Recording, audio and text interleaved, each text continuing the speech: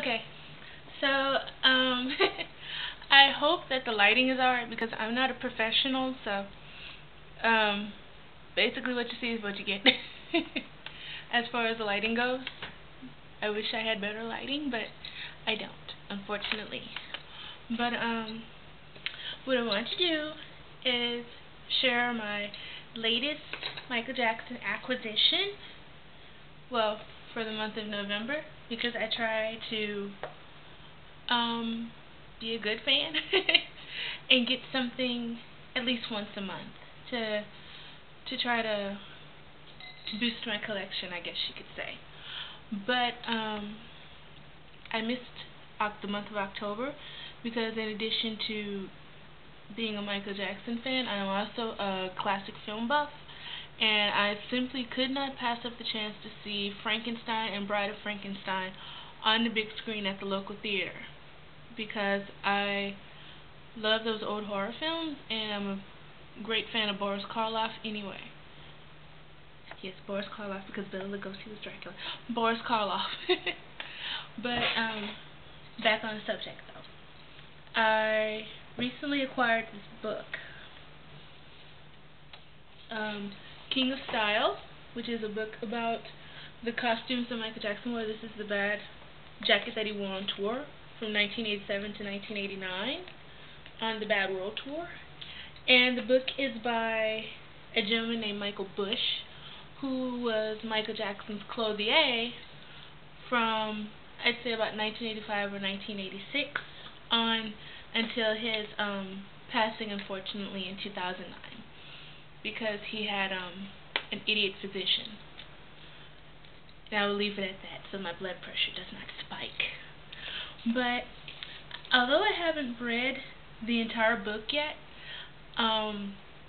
it is already one of my favorite pieces in my collection, because I have always been a fan of the way Michael Jackson dressed and how his fashion evolved from, you know, little tiny cute thing with an afro in the Jackson 5 until he was an adult and a grown man with this sort of like faux neo-military style look that he was working. And I just always found his style very odd and eclectic, and just not run-of-the-mill like what you see everybody singing. I really like that about him, because it really enhanced the entire experience. The clothing enhanced the music and the videos and the performances and the concerts and everything. And yeah, he could have just rolled in a wife beater and, you know, jeans and Nikes or whatever, Jordans. And I like that he went the extra mile to sculpt and cultivate this aura, these trademarks that are the trademark of Michael Jackson, that, you know, everybody copies, his fans copy. And, you know, it's just, everything was just so, I guess you could say, so remarkable, really. Because, like, oh my god, I didn't know this picture was in the book. I mean, what's more trademarkish of Michael Jackson than, you know, the single white rhinestone glove and the Billie Jean jacket with all the sequins and stuff. And, you know, that's what I grew up on and grew to know. And I have a glove, and I have actually a Thriller jacket that unfortunately was not designed by Michael Bush. It was designed about 2 or 3 years before the two of them began collaborating, by another lady whose name I forget it now, but it's still a fantastic jacket, you know. And it's basically the same silhouette you see on Michael Jackson all the time, because he was so thin, and, you know, he wanted to just build up his appearance. You know, you see it's like a inverted triangle to give him like a broad shoulder look. You see that all the time because he has a really, really tiny waist. He's like I think a size 32 waist, that's what I heard. And it maybe is even smaller than that. But, you know, Michael Jackson was always really, really thin. This is my favorite jacket of Michael Jackson. This one here with the big, like, diamond shoulder piece. It says diamonds. I'm really shocked that if it is diamonds, because it's like millions of dollars in diamonds if it really is diamonds. But I remember seeing him wear this to Elizabeth Taylor's like 65th birthday in like 1997, and I just thought it was really beautiful. He looked really beautiful that night. I keep this picture on my desk all the time because I think it really is such a beautiful look, and I kind of wish it had lasted longer.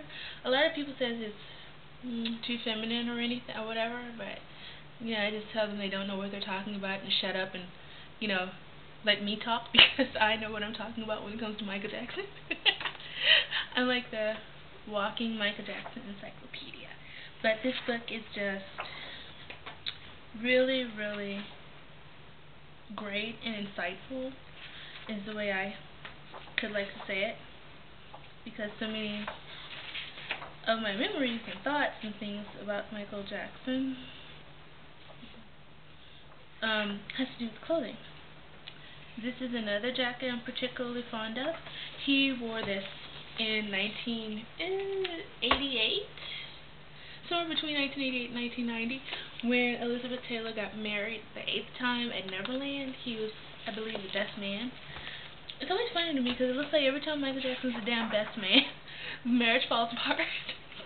Because Elizabeth Taylor divorced her 8th husband, and he was the best man at David Guest and Liza Minnelli's wedding, I think in 2001, and they went kablooey a few years later, and it just kind of really tickles me really when I think about it. It's just like, okay, maybe perhaps Michael shouldn't be the best man.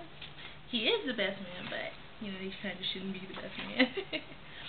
But I really do love this book because I'm just crazy about Michael's jackets and the way he dressed, and I love his clothing because he really had a great eye for style. I think this jacket is really eclectic, and I give my arm to see Michael Jackson wear it. It is being modeled actually by Michael Bush, the actual guy that designed it, and it's a whole bunch of like world currency, so it's like dollar bills all over the jacket, which I think is really neat and kind of like Michael tweaking his nose, saying, I'm so rich, I can put money on my jackets. I thought that was kind of funny.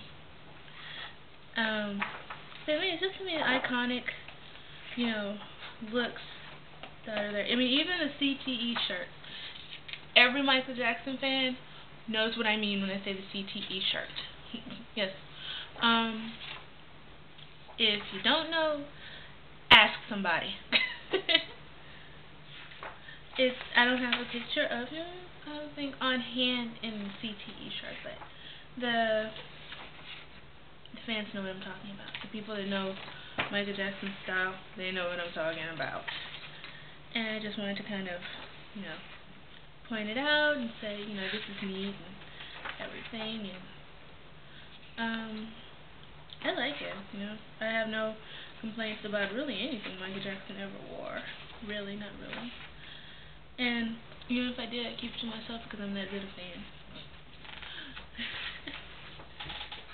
Because, you have to think outside the box to like Michael Jackson, because Michael Jackson really was as far outside of the box. He's not even in the same damn area code as the box. So, you have to kind of try to, I guess, think how he thought and say, okay, I have to do something that's completely different, because he was completely different from everybody and everything. That's just Michael Jackson. That's my appeal. That's what I like the most about Michael Jackson, is that he was different. Why would I want somebody who's cookie cutter? Like every other little pop star popping out now. No, but why? Why would I subject myself to little copies of other greater artists? Why would I want a carbon copy when I can go straight to the source, straight to the mouth of the river, and get, the best? And that's Michael Jackson. And it is a shame that he is no longer with us, but his legacy will live on forever, especially if I have something to do with it and say about it. Off track a little bit again. But, yeah, I just wanted to share my book and encourage other people to get the book because it is